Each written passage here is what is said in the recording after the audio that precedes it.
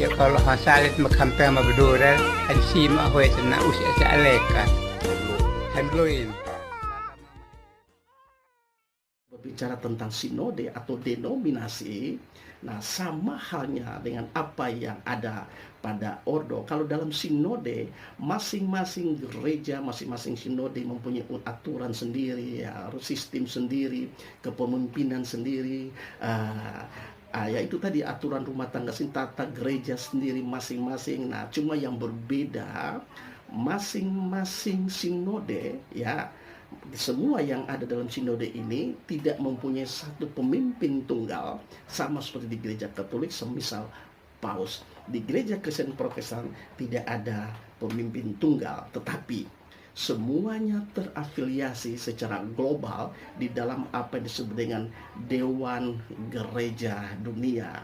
Ya, bahkan sama halnya ya antara ketua sinode yang A tidak mungkin bisa dimutasikan menjadi pimpinan di sinode B atau sinode C atau sinode D, bahkan sebaliknya, karena masing-masing mempunyai aturan-aturan yang berbeda. Nah, itu gambaran singkat tentang apa itu ordo dalam Katolik dan apa itu sinode dalam gereja-gereja Kristen Protestan. Gereja Katolik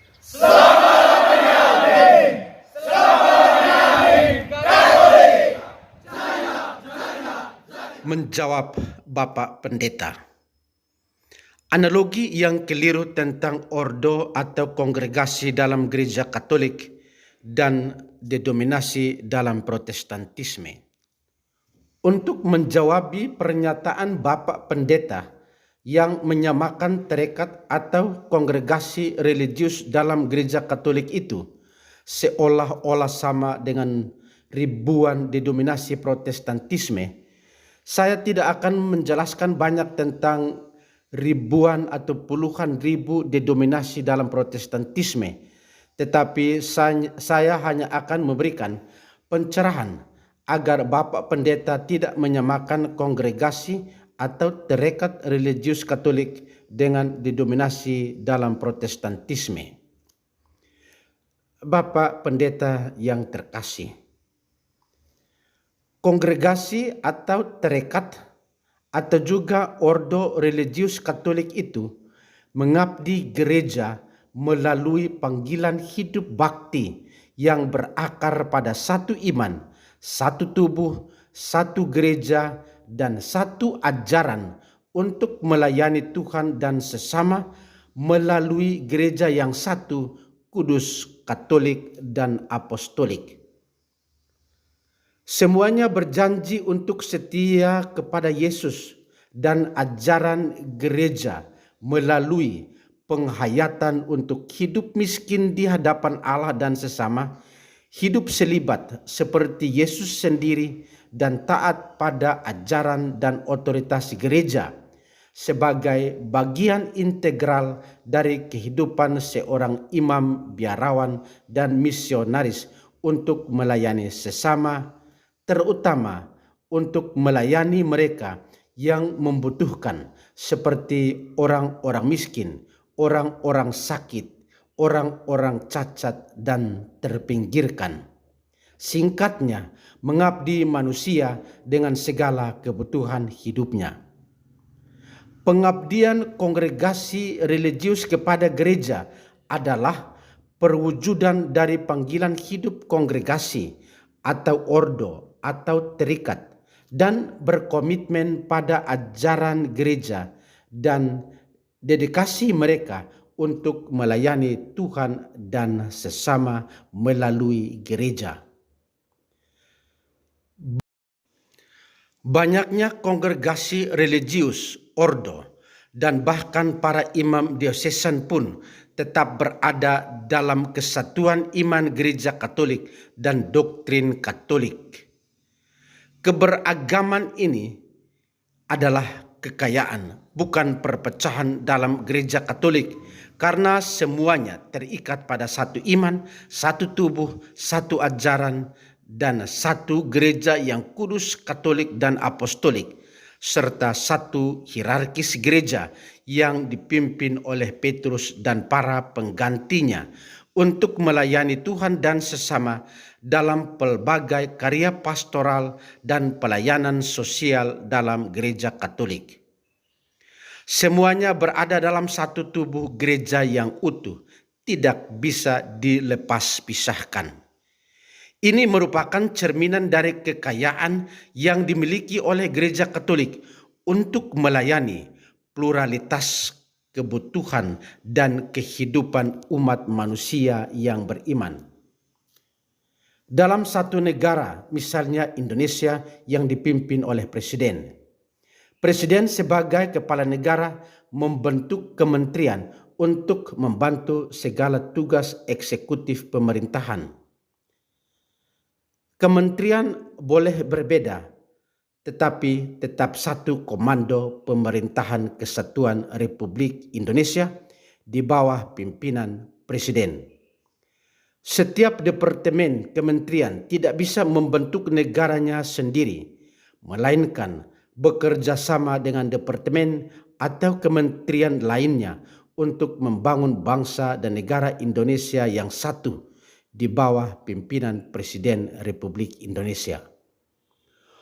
Ordo atau tarikat biarawati Katolik boleh berbeda, tetapi memiliki satu tujuan dengan visi utamanya adalah karya pelayanan gereja agar Allah dikenal dan dimuliakan di atas bumi ini.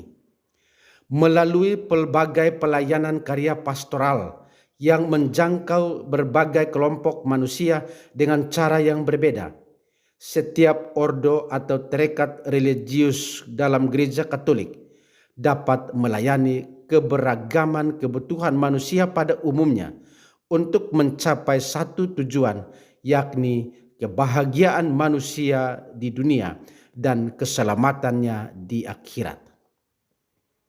Berbeda dengan ribuan denominasi dalam Protestantisme yang bahkan memiliki doktrin yang berbeda-beda, keragaman kongregasi religius gereja Katolik adalah cerminan dari kekayaan iman, spiritualitas, dan pelayanan yang ditawarkan oleh gereja untuk memenuhi keragaman dan keanekaan kebutuhan umat manusia di seluruh dunia. Bapak Pendeta yang terkasih, untuk diketahui oleh Bapak Pendeta, tidak ada perbedaan apapun termasuk bahkan pendidikan sekalipun dalam imamat gereja Katolik.